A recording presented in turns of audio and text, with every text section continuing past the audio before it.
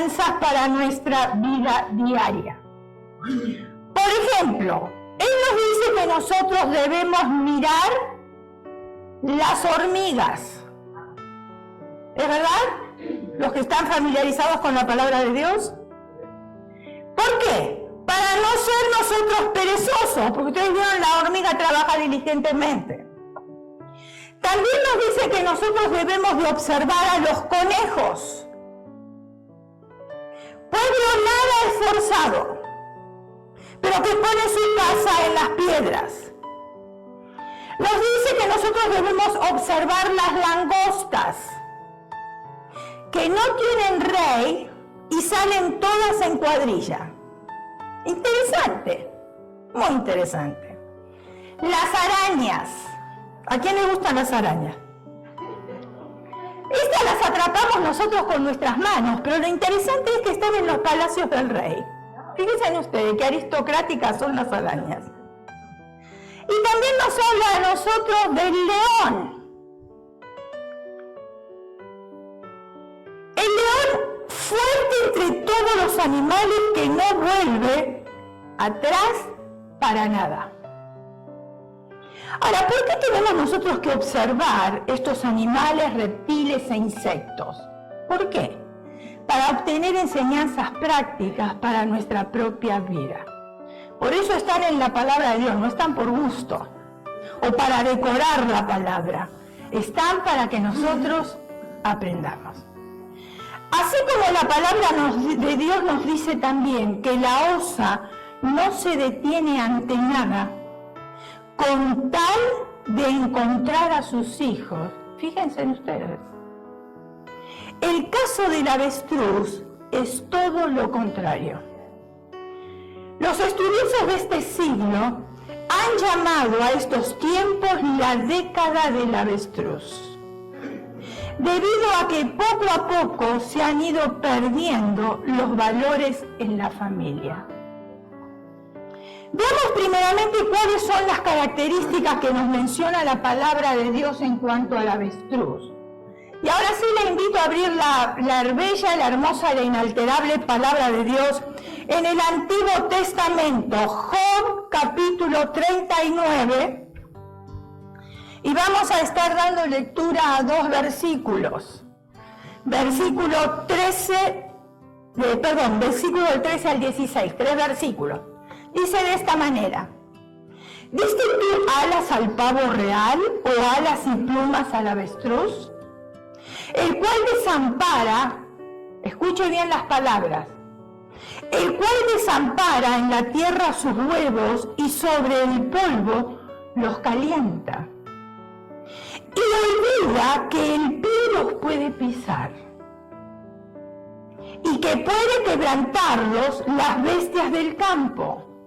Se endurece para con sus hijos, como si no fuesen suyos, no temiendo que su trabajo haya sido en vano. Entonces, de acuerdo a la palabra de Dios, encontramos que el avestruz, ¿qué es lo que hace? Desampara a sus hijos, los olvida y se endurece. Una de las características es que en el versículo 14 dice que desampara a sus hijos. Es decir, que ellos no forman nido, el avestruz no forma nido, no pone sus huevos en los nidos, sino que los deja en el suelo y ahí los calientan. Ahora usted me va a decir, bueno, ¿y qué tiene que ver eso con nosotros? Ya se lo voy a explicar. No calientan sus huevos en los nidos hasta que salen sus polluelos. Muchas madres de familia tipo avestruz, aquí ahora es para nosotros, olvidan y desamparan a sus hijos dejándolo en la casa de sus padres. La responsabilidad no es de los abuelos, la responsabilidad es de los padres. Y podemos decir, bueno, pero yo trabajo y necesito quien los cuide, etcétera, etcétera. Pero Dios le dio hijos ¿a quién? A los padres. Algunos los dejan en la casa de los tíos. otros en instituciones públicas, etcétera, etcétera, sin tener un hogar constituido por mamá y papá. El niño necesita mamá, el niño necesita papá. Por eso se llaman padres. Al igual que el avestruz que calienta sus huevos en el polvo, así hacen las madres avestruces. Se endurecen, son aquellas que privan a sus hijos de tener la bendición de un padre. Y hoy lo estamos viendo mucho en nuestra sociedad. ¿Cuántas madres quieren ser madres solamente sin esposo? Muchas. Muchas. ¿Lo escuchamos nosotros en medio de la farándula? La gente que conocemos, y lo escuchamos también dentro de nuestra sociedad, gente que no es tan reconocida. De todas maneras, hay muchas mujeres que no quieren esposo, pero que sí quieren ser madre. O muchas veces, porque el egoísmo de la mujer es tan grande que no piensa cómo afecta a sus hijos la falta de un padre y prefieren que el esposo, por egoísmo, abandone el hogar. Por eso tenemos la sociedad que nosotros tenemos y llamamos hogares disfuncionales, porque Dios no lo creó de esa manera. Dios lo creó de una manera perfecta. Ahora yo entiendo perfectamente, porque yo sé que sus mentes están trabajando y quiero contestar a lo que yo estoy leyendo de sus mentes. Entiendo perfectamente que existe excepción a la regla. ¿Qué quiero decir con eso? Que muchas veces una esposa y los hijos corren peligro en ese hogar por un hombre violento. ¿Hay casos así? Sí hay casos así. Muy bien. Por supuesto que nosotros tenemos que tomar acción. Si el hombre es violento, no nos vamos a quedar ahí hasta que nos mate o que mate a nuestros hijos. Tenemos que tomar acción. Pero yo no estoy hablando de las excepciones. Esos son casos particulares a tratar. Yo estoy hablando de reglas generales, que es lo más común. Otra característica del avestruz es que el avestruz es cruel con sus hijos. Job capítulo 39, versículo 15. Y olvida que el pie los puede pisar y que puede quebrarlos la bestia del campo. En el versículo 15, que le hemos leído al principio, dice que el avestruz los olvida. Y muchos padres olvidan, al igual que el avestruz, que sus hijos necesitan protección, necesitan cuidado y que velen por ellos. Y muchos padres tipo avestruz olvidan que tienen que mantener a sus hijos. No importa si están en este país o si están del país donde ellos son originarios. Siempre son hijos. No importa si aquí formó otra familia, pero allá tienen hijos y a esos hijos hay que mantenerlos de todas maneras. Porque no dejan de ser hijos porque pasamos la frontera. Hijos siguen siendo igual. Detrás de la frontera o de este lado de la frontera. Ahora, ¿cuántas veces comen los niños por día? Mínimo 3 veces, ¿no? Mínimo 3 veces. ¿Se visten los niños? Sí. ¿Estudian los niños? También. ¿Y quién va a proveer por esa criatura que 2 personas trajeron al mundo? ¿Quién va a proveer? Desde el momento que yo decidí tener mi hijo, yo tengo que ser responsable, me cueste lo que me cueste, de mantenerlos. Porque la obligación como padres es darles estudio, darles alimento, darle vestimenta y darle un techo. Esa es la responsabilidad de los padres. Después, iPhone, computadora, automóvil, iPad y todo lo que está de moda, ellos tienen que ganarlo. Pero mi responsabilidad es de darle techo, vestimenta, comida y estudio. Ahora, los padres tipo avestruz tienen el corazón abierto para todos y para todo, pero menos para sus hijos. Les interesa quedar bien con los compañeros de trabajo, les interesa quedar bien con las amistades, les interesa quedar bien con su nueva pareja, pero no les interesa el corazón de sus hijos. Tienen dinero para su arreglo personal, para invitar amigos, pero les molesta cuando sus hijos le piden algo que necesitan. Otra característica del avestruz es que el avestruz se endurece. Lo hemos leído en el versículo 16. Se endurece para con sus hijos como si no fueran suyos, no temiendo que su trabajo haya sido en vano. En la sociedad que nosotros vivimos, hermanos, se llama criminal al padre que disciplina a sus hijos. Porque ahora no lo puede tocar. No le puede decir absolutamente nada. El niño tiene que hacer lo que se le viene en gana, lo que se le antoja hacerlo, porque si no uno lo está maltratando psicológicamente. Y los niños están afectados psicológicamente. Yo vengo de un hogar donde a mí me disciplinaron y yo no tengo problemas psicológicos. ¿Usted tiene problemas psicológicos si lo disciplinaron? Creo que no. Estos hijos crecen sin disciplina y estos padres endurecidos, como nunca ven a sus hijos, entonces se rehúsan a corregirlo porque pasan muy poco tiempo con ellos. Y como pasan poco tiempo con ellos, quieren quedar bien y ganarse el amor de sus hijos. Y hay un ejemplo en la Escritura. Si ustedes recuerdan, Elí, él era sumo sacerdote. Él oficiaba muy bien. Dios no tenía nada en contra de él, del servicio que él le hacía a Dios. Pero sí tenía una cosa en contra de él, que no disciplinaba y corregía a sus hijos. Ahora, si Dios lo hizo con Elí, el sumo sacerdote, ¿qué creen ustedes que Dios piensa de nosotros? ¿Usted no piensa que Dios piensa lo mismo? ¿Usted no lo cree?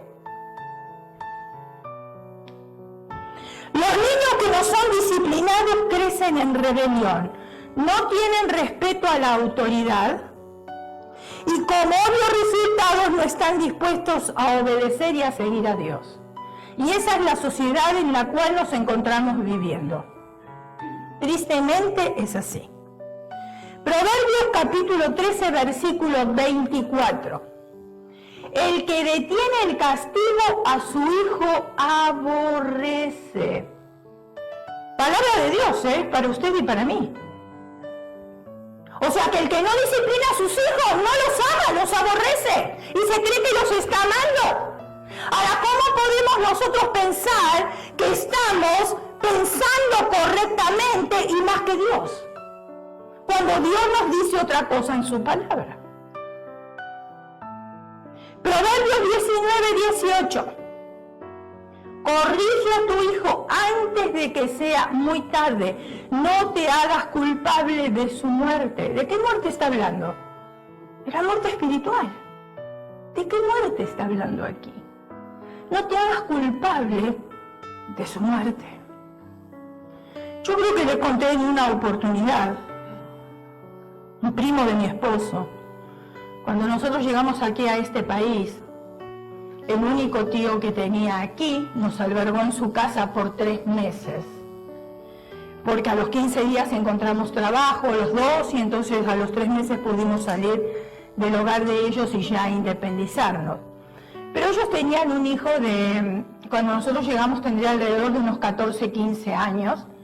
Era un chico inteligente, pero debido a que sus padres lo tuvieron de grande, porque lo tuvieron a los más o menos 41 años, ellos trataron a ese joven no como el hijo, sino como los abuelos. ¿Me está entendiendo?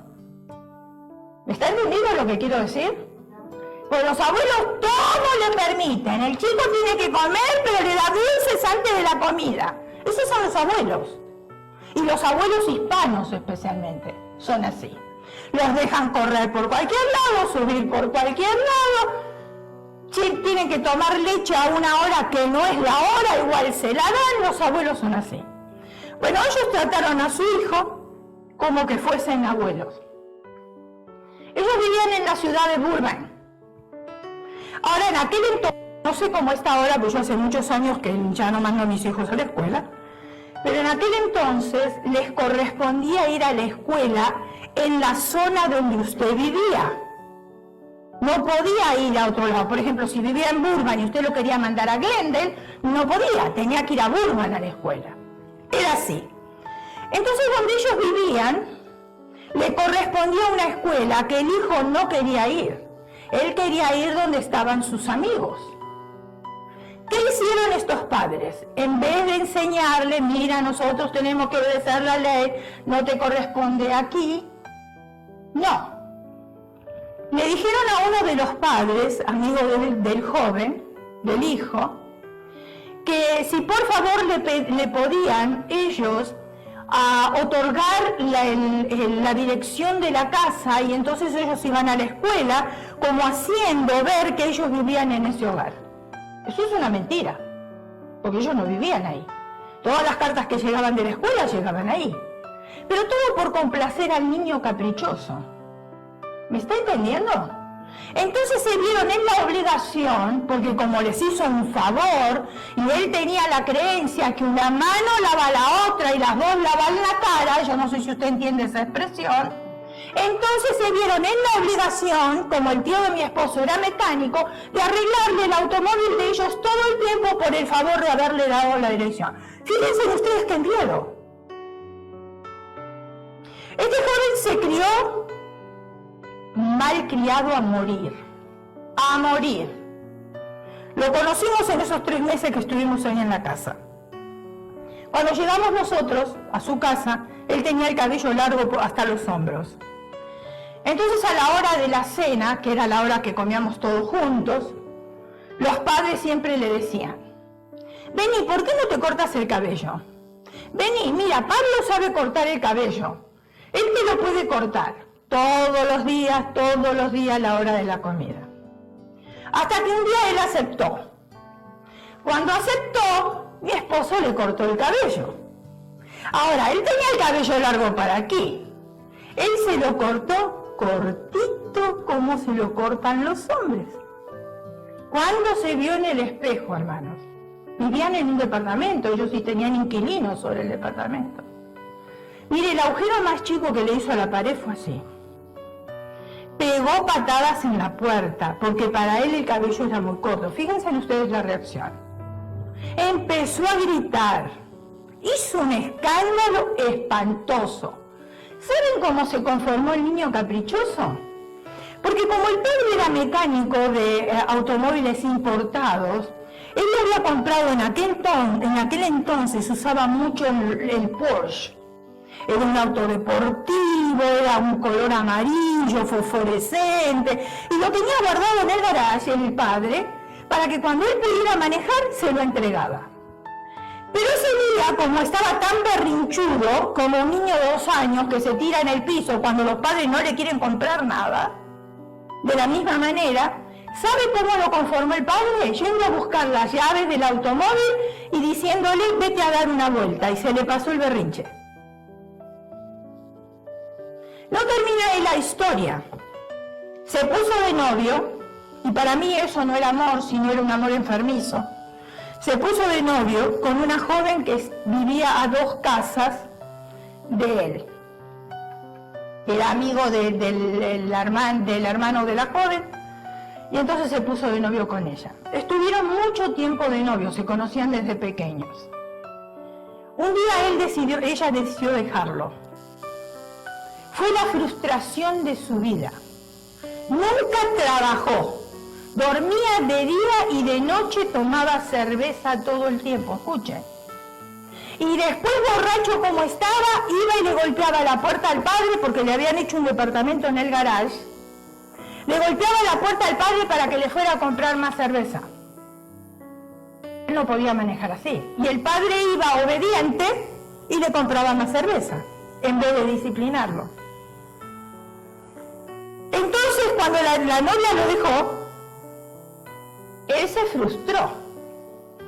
¿Qué hacía? Era el detective de la chica. Le rompió la ventana a los padres, la seguía a ella por el parque, ella ya tenía otro novio, él no podía aceptar que tuviera otro novio, de día dormía, de noche comía y bebía. Empezó a engordar. Entonces, ¿qué quiso hacer? Le dijo al padre, yo quiero hacerme una liposucción. Estoy hablando de muchos años atrás, cuando recién comenzaba ese tratamiento. El padre le dijo, me parece mejor que dejes de comer. No, lo que pasa es que yo quiero que ella me vea delgado, rápido. Fue y se hizo una liposucción. El doctor le dijo, con estos medicamentos no puedes ingerir bebida. Por aquí le entró, por allá le salió. Se fue a la casa y ¿qué creen ustedes? Medicamento y cerveza, medicamento y cerveza, medicamento y cerveza. Se empezó a sentir mal. Fue a las casas de los padres que estaba ahí adelante de donde él vivía y le dijo que se sentía mal. Los padres no accionaron, ¿saben por qué? Porque ya estaban acostumbrados a verlos borrachos. Todas las noches iba a la casa borracho y decía que se sentía mal. Entonces los padres lo dejaron ahí tirado en el piso, sintiéndose mal. Lo tuvieron que llevar a emergencia. Él falleció en la casa. Lo pusieron en un aparato que respiraba, pero artificialmente. Fue desastroso, todo por la falta de disciplina de los padres. Ahora, ¿nosotros podemos decir que esos padres amaban al hijo? No, porque no lo corrigieron a su tiempo y fíjense en ustedes lo que ocasionaron. Tristeza. Proverbios capítulo 23, versículos 13 y 14. No rehúses corregir al muchacho porque si lo castigas con vara no morirá. ¿Saben que Dios hizo una parte muy acolchonada en nuestro cuerpo? Que usted, aunque le dé ahí unos rebencazos y le dé unos, con una varilla le dé ahí, no le va a pasar absolutamente nada. Ay, pero los padres están aterrados porque el niño le dice, voy a llamar al 911. Entonces los padres prefieren contenerse y aguantar a un malcriado. ¿Saben qué le dijo un padre a su hija? ¿Quieres llamar al 911? ¿Al 911? No te preocupes, no lo llames. Subámonos al auto y vayamos directamente a la policía. Y a la niña se le pasó de decirle, voy a llamar al 911. Lo castigarás con vara y librarás su alma. ¿De dónde? Del infierno. ¿Más claro? Proverbios 22:15. La necedad está ligada en el corazón del muchacho, mas la vara de la corrección la alejará de él. La disciplina debe tener un objetivo, el bien del niño. Cuando el Señor habla de vara, de corrección, de castigo, no está diciendo que el padre tiene que ir a agarrar un bate y empezarle a dar. No está hablando de eso. Lo que está hablando es de una corrección en amor. Los niños y los jóvenes entienden cuando uno les habla. Son bien inteligentes. Y más uno le habla y más uno le dice, no te conviene que hagas esto. No te conviene que hagas lo otro. Te va a afectar a ti. Nos va a afectar a todos. Tú sabes cuáles son las consecuencias. Y la joven, el niño comienza a pensar y le queda atesorado eso en el corazón. Nunca se utiliza la disciplina para justificar el abuso y el maltrato. Nunca se debe usar para desahogar la ira o la frustración. ¿Cuántas veces hay padres que castigan por ira y por frustración? Les voy a contar una historia que a ustedes les encantan las historias. Un joven me contaba que meses antes de nacer, el padre había conocido a un forastero, que acababa de llegar al pueblo donde vivíamos. Desde el primer momento, su padre quedó prendado de encanto y al poco tiempo lo invitó a vivir con la familia.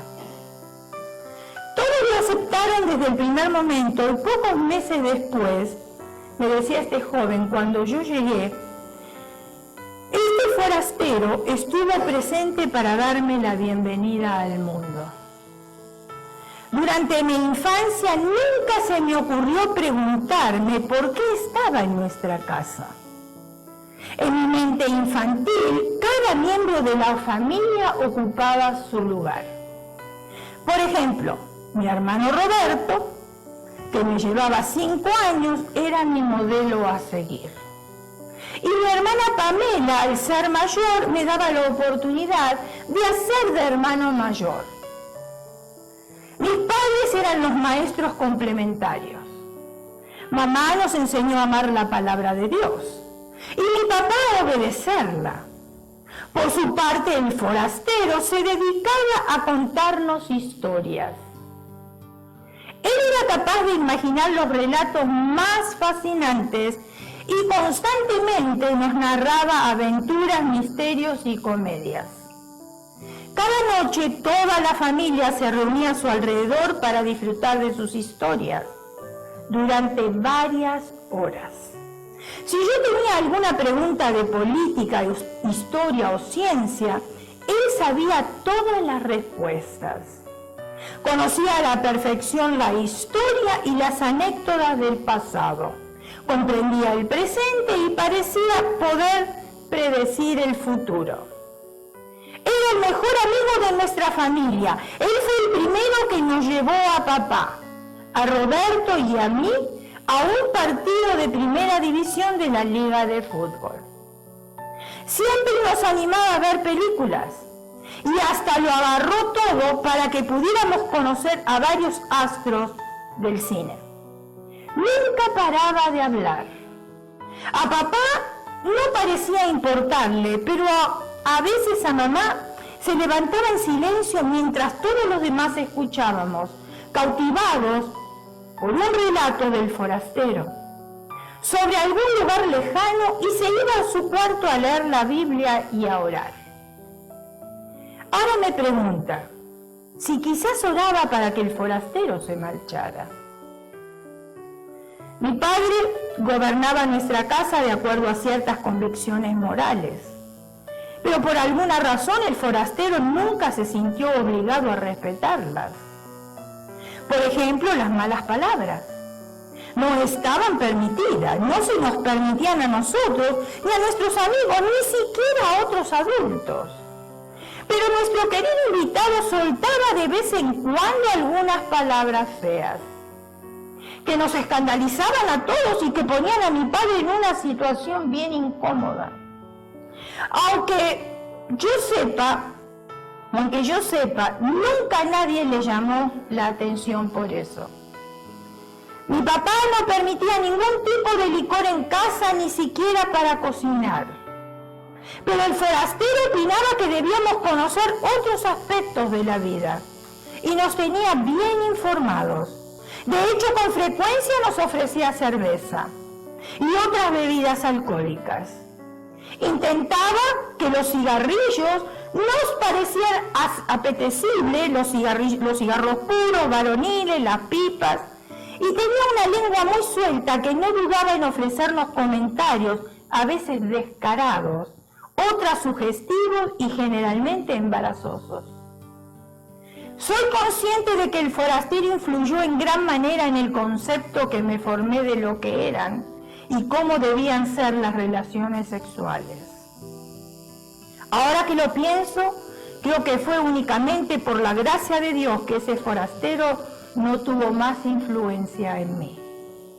Innumerables veces se enfrentó a los valores que defendían mis padres, pero ellos casi nunca lo reprendían, por eso nunca le pidieron que se fuera.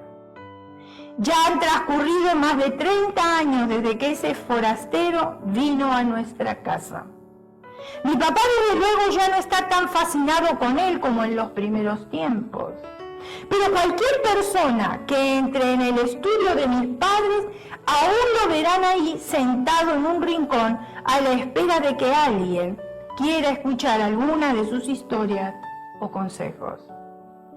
¿Cómo se llama ese forastero? En realidad, dijo el joven, no lo sé. Pues yo le pregunté cómo se llama ese forastero. Y él me contestó, no lo sé. Pero nosotros siempre lo llamamos televisor. Que también se puede llamar, hoy en día, en el siglo que vivimos, computadora. También se puede llamar smartphone. Son forasteros que entran en casa. Se puede llamar tableta. Esos son los forasteros que nos hablan y que tenemos en nuestra casa. Otra historia les voy a contar. Un anciano fue a vivir con su hijo, su nuera y su nieto de 4 años. Los años pasaron y las manos del anciano comenzaron a temblar. La vista era torpe y los pasos no eran tan fuertes como años atrás. Toda la familia comía junto en la mesa, pero las manos temblorosas y la vista enferma del abuelito. Como ya había roto varios platos, su comida era servida en un tazón de madera. De vez en cuando miraban hacia donde estaba el abuelo y podían ver una lágrima en sus ojos, mientras estaba sentado ahí solo. Las únicas palabras que la pareja le dijeron al abuelo eran fríos llamados de atención, cada vez que dejaba caer el tenedor o la comida.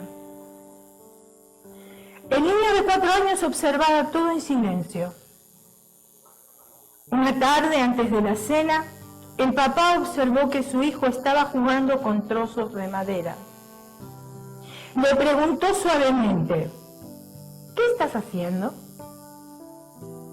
Con la misma dulzura el niño le contestó, estoy haciendo un tazón para ti y otro para mamá, para que cuando yo crezca ustedes coman en ellos. Las palabras del pequeño golpearon a sus padres, que quedaron sin habla.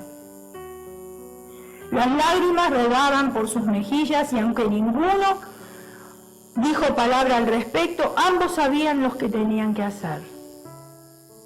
El niño les enseñó una lección a sus padres. Esa tarde el esposo tomó gentilmente la mano del abuelo y lo guió de vuelta a la mesa de la familia. Por alguna razón, ni el esposo ni la esposa parecían molestarse más cada vez que caía el tenedor o derramaba la leche o ensuciaba el mantel. Todo lo que los padres ministremos a través del crecimiento de nuestros hijos puede repercutirlos a ellos cada vez cuando ellos salgan de la niñez, sea de una manera positiva o de una manera negativa. En un hogar cristiano, mientras tenían el devocional familiar, la hija le preguntó al papá, ¿dónde está Jesús? El papá trató de explicarle que Jesús no solo estaba en el cielo, que si no Jesús también vivía en el corazón de todo aquel que le ama. ¿Jesús está en mamá? ¿Jesús está en papá?, dijo el niño. La niña quedó pensativa por un momento y luego le dijo, papá, yo quiero ver a Jesús en ti.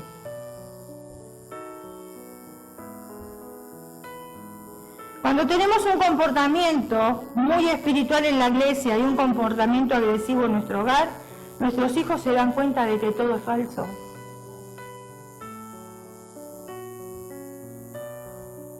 En una oportunidad, un niño le pidió a su mamá un peso. Ella buscó en la cartera, sacó un peso y se lo dio. La niña la mira y le dice, esto no me va a servir porque es falso. La mamá quedó sorprendida. Le habían dado sin querer una moneda que era de su país y no de Estados Unidos. Así como este niño se dio cuenta que la moneda era falsa, ellos también observan nuestra falsedad. Son bien inteligentes. Todo les queda registrado en la computadora que tienen. Otra característica del avestruz es que se dirige con gritos. Miqueas capítulo 1, versículo 8, dice, por esto lamentaré y aullaré y andaré despojado y desnudo, haré aullido como de chacales y lamento de avestruces. El avestruz emite un sonido similar al rugido de un león. Cuando le gritamos a nuestros hijos, ellos se ponen tapones invisibles. No les gustan los gritos. Nosotros no les vemos los tapones, pero ellos los tienen puestos, porque no quieren escuchar. ¿Y saben qué dicen en su mente? No los voy a escuchar. Sigue hablando cuanto quieras, que yo voy a estar pensando en otras cosas. Y nosotros creemos que están prestando atención y no están prestando atención. Están viajando por el mundo. Y nosotros seguimos gritando como discos rayados. Y no conseguimos absolutamente nada. ¿Y saben qué? Algunas palabras pueden tener un impacto más perjudicial que los golpes. Cuando los padres gritamos, perdemos la autoridad. No ganamos autoridad, la perdemos. Si bien es cierto que muchos hijos también le gritan a sus padres y los tratan de anticuados e ignorantes, esa es la sociedad en la cual nosotros vivimos. Usted le pone a ellos un iPad en la mano y la manejan de arriba para abajo y a uno lo envuelven como quieren. Y lo mismo sucede con el teléfono, lo mismo sucede con la computadora. Entonces, como nosotros no tenemos la habilidad que tienen ellos nos tratan a nosotros como anticuados y también como ignorantes. Y esa mala costumbre tiene que ser arrancada tanto de los padres como de los hijos. La mala costumbre de los gritos. Otra característica del avestruz es que esconde la cabeza. Fíjense ustedes cuántas características tiene el avestruz. Muchos padres, cuando se ven acorralados por un tipo de problema, en vez de enfrentarlo, se esconden tratando de evadir el problema. Hay muchos hombres que cuando tienen un problema en la casa, en vez de enfrentar el problema y solucionarlo, prefieren irse. Prefieren dormir afuera, prefieren pasear, prefieren hacer otras cosas, en vez de estar enfrentando el problema. Y el problema no se soluciona escapándose de él, siempre va a estar ahí. O sea, no podemos esconder la cabeza como el avestruz, tenemos que enfrentarlo de una vez y solucionar dicho problema. Un pastor misionero y su esposa decidieron que la congregación se responsabilizara, escuche bien, unos con otros de formar una cadena de oración. ¿Cuántos saben que la oración no es muy popular en las iglesias? ¿Sí o no? No escuché amén. ¿Es popular en las iglesias la oración o no? ¿Qué creen ustedes? ¿Es popular? No es popular, ¿verdad? Porque ¿dónde están los oradores? Hay oradores invisibles. Ahora, ¿cuál era la idea de estos misioneros? De formar una cadena de oración. Con el propósito que Dios les mostrara cómo desarrollar actividades. Decidieron hacer el compromiso de orar. ¿Cómo lo hicieron? Escribiendo cada uno su nombre en un pedacito de papel. Yo me comprometo a orar, por ejemplo, ellos habían dicho, supongamos, todos los días a las 5 de la mañana o todos los días a las 10 de la noche. Entonces todos se comprometieron y escribieron en un papel sus nombres. Día ora y que estarían utilizando para orar estos papeles para formar un eslabón, y también se pegaron unos con otros como una cadena. Acá está el nombre de cada uno de ustedes que se comprometieron a orar. Se formó una cadena. Esta cadena se colgó en la pared principal de la iglesia como recordatorio del compromiso. Fíjense en ustedes. Se nos tiene que recordar que tenemos que orar. Y hay que ponerla en la pared principal, porque si no la ponemos en la pared principal y no la vemos, no oramos. Ese es el compromiso que tenemos con Dios. Escuchen. ¿Qué pasó? La mayoría se olvidó. Escribió su nombre en el papel, se comprometió, estaba en la pared principal, se hizo la cadena, la veían cada vez que iban al servicio, pero se olvidaron. Cierto día, el misionero preguntó: ¿qué ha pasado que la congregación ha roto la cadena? Porque si usted se compromete, hermanas, a orar, o hermano, a orar, y usted ese día no ora, usted rompió la cadena. ¿Lo está entendiendo o no lo está entendiendo? La primera vez que hicimos el ayuno de Daniel, aquí en esta iglesia, lo hicimos las mujeres, las valientes, las que siempre están dispuestas. Fue un mover del Espíritu hermoso, porque todas se comprometieron y todas oraron. No podíamos comer ciertas comidas, las hermanas se comprometieron a no comerlas. La segunda vez hicimos el ayuno de Daniel, eso fue después de un tiempo, ya lo hicimos toda la iglesia, incluimos a los varones también. Entonces yo me tomaba el trabajo todos los días de llamar a las personas que estaban incluidas en el ayuno de Daniel para hablar con ellas. Y no era fácil, porque a veces llamaba y no estaban y tenía que volver a llamar, así que tenía que llevar una lista y un récord. Sí, llamé, no me atendieron, tengo que llamar después, etcétera, etcétera. Y había cosas que no podíamos comer. Entonces yo siempre les preguntaba, ¿cómo les va con la comida? ¿Bien? ¿Sienten hambre? Acuérdese que no puede comer cosas dulces, acuérdese que no puede comer harina, acuérdese que no puede comer sal, etcétera, etcétera. Recordatorio.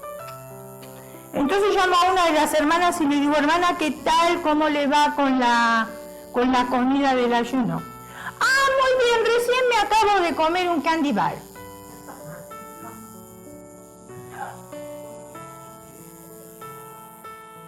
Cortó el ayuno de las demás. Las demás se comprometieron, hicieron el sacrificio de no comer ciertas cosas y ella se comió un candy bar.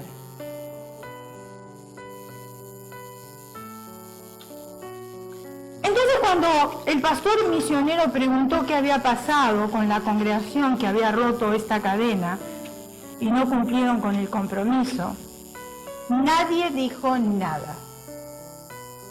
Pero un niño de 7 años, los niños dicen: ah, lo que ellos ven, ellos lo largan y no les importa de quién ni con quién esté, ellos lo dicen. Ese niño de 7 años, mirando hacia la pared donde estaba colgada la cadena, vio que había eslabones que se habían despegado.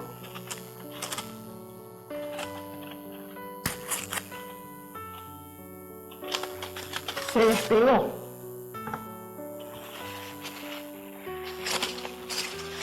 Se despegó. Se despegó. ¿Y qué pasó? Estos y otros se despegaron de la cadena. Vio que la cadena de papel que estaba colgada, despegada y suelta en varios lados. Entonces, con su inocencia, el niño dijo esto: ¿y cómo no se va a romper la cadena si es de papel?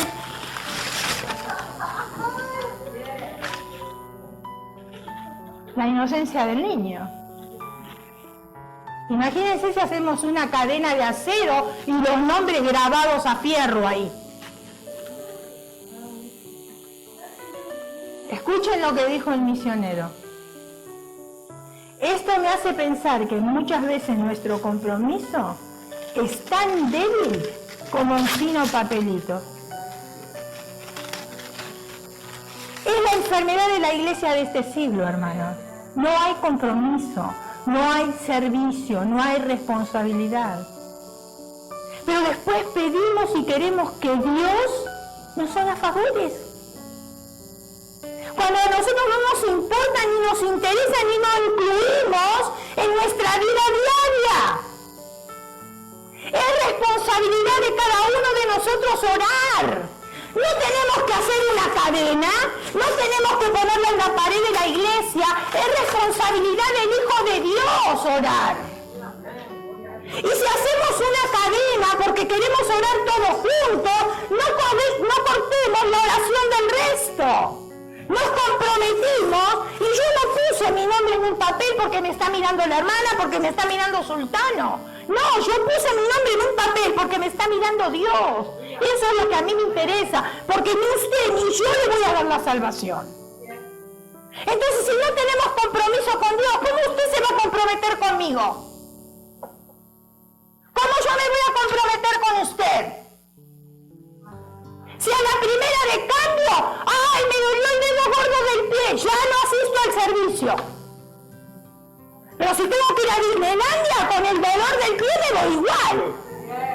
Entonces con Disneylandia sí tengo compromiso, con mis compadres tengo compromiso porque hacen carne asada y voy a comer y a llenarme bien el estómago, pero con Dios no tengo compromiso. Cuando de Él vienen todas las cosas. Si hablamos de oración, no llega nadie. Hablamos de comida y ahí están al pie del cañón. Y no es que esté mal, pero tenemos que hacer un balance en nuestra vida. Tenemos que ser conscientes. Cuando nosotros dejamos de enfrentar el problema y no buscar solución, nuestro compromiso como padres es tan débil como un fino papelito. Porque mi hijo a mí no me pidió venir al mundo, yo lo traje. Y del momento que yo lo traje me tengo que responsabilizar. El otro día estaba mirando en las noticias, un bebé recién nacido. La mamá lo tuvo en el baño de un restaurante. Con el cordón umbilical lo metió en la taza del baño. Mi pregunta es, ¿por qué no lo dio en adopción? Estuvo 9 meses cargando esa criatura y no le nació ni siquiera un granito de amor. ¿Nada? O sea, ¿estaba esperando esa criatura? No. Lo único que quería era el placer, eso es todo. Pero el placer trae consecuencias. Somos maduros, somos gente pensante, tenemos inteligencia. Si hemos traído los hijos a este mundo, sea como sea, nosotros tenemos que luchar por ellos. Mal o bien. ¿Saben qué tristeza que es para las criaturas que quedan del otro lado de la frontera? Y claro, usted me dice, pero ahí no teníamos que comer y yo me vine aquí con una buena intención de trabajar y entonces mandarle dinero a mis hijos para que puedan sobrevivir allá. Sí, está muy bien lo que usted está pensando, pero no es lo que Dios quiere. Porque usted tuvo ese hijo y ese hijo tiene que ir con usted donde quiera que usted vaya. Una vez me dice una hermana, yo le estoy tomando resentimiento a mi mamá. ¿Y por qué? Bueno, porque yo me vine acá a trabajar, le mando dinero y ella está criando a mis hijos allá y cuando yo voy de paseo mis hijos ya ni me llaman mamá, la llaman mamá a ella. Le dije, I'm sorry, la culpa no es de tu mamá, la culpa es tuya. Si tú le dejaste a tu hijo a cuidado de esa persona, ese niño creció, esa niña creció, cuando necesitaba una curita estaba la abuela, no estaba la madre. Hubiese estado la madre y la reconocía como madre. Pero es fácil, yo tengo el hijo, tú me lo crías, problemas para otro. No funciona así.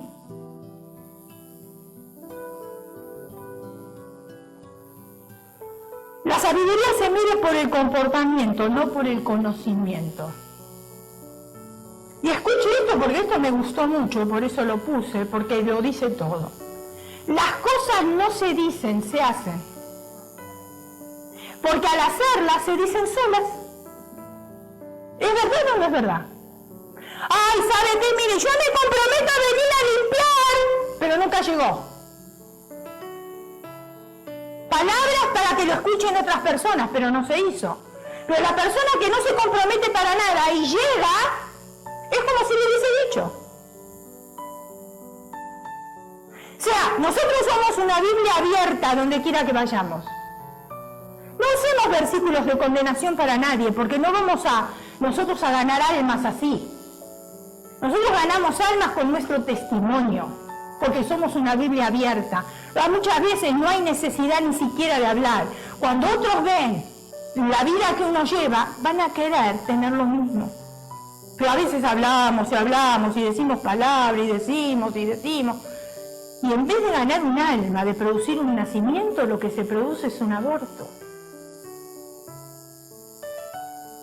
La sabiduría se mide por el comportamiento, no por el conocimiento. Así que desde ahora en adelante, de acuerdo al comportamiento, nos vamos a ver los unos a los otros quién es sabio. No por las palabras, por el comportamiento. ¿Quién es sabio?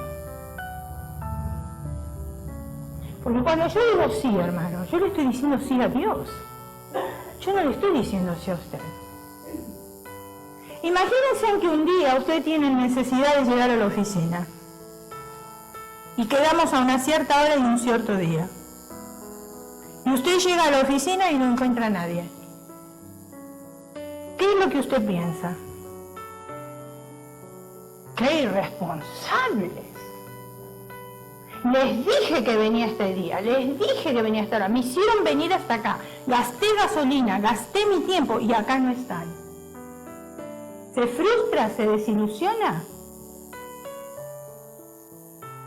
Me dijeron, pero no hicieron. ¿Y qué cree usted que pensamos nosotros de acá para allá? Exactamente lo mismo. No hay ninguna diferencia. Entonces, ¿se puede confiar en una persona que solamente habla? Porque los padres pueden decir, yo amo mucho a mis hijos, pero no le dan de comer. Ay, yo por mis hijos me desvivo, pero no los cuidan.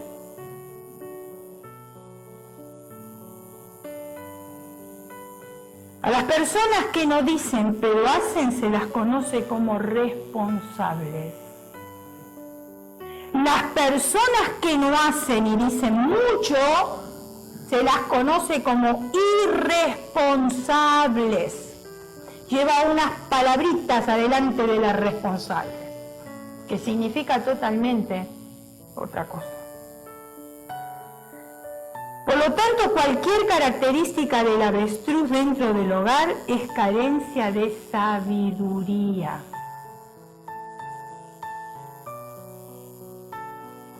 Cierre sus ojos, incline su rostro y vamos a orar.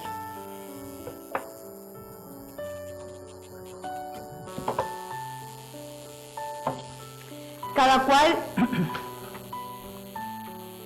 sabemos cuál es nuestro estilo de vida en nuestro hogar, cuál es nuestro comportamiento en el hogar.